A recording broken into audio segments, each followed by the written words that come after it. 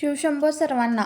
एखाद्या कामाचा कितीही कंटाळा आला तरी ते काम करणं भागच आहे, असं मी का म्हणते ते पुढे सांगतेच. त्याआधी देवपूजा केली आणि कणिक मळून घेतले.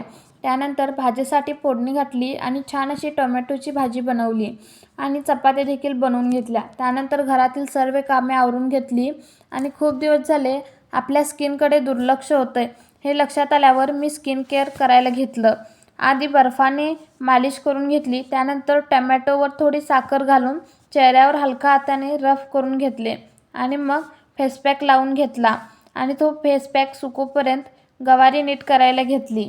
खरंच मी हे बोलत होते तर ते ह्यासाठी. गवार, वाटाणा किंवा भाजीपाला निवडणे खरंच कंटाळवाणं काम आहे, पण स्त्रियांना ते करणं तर भागच आहे.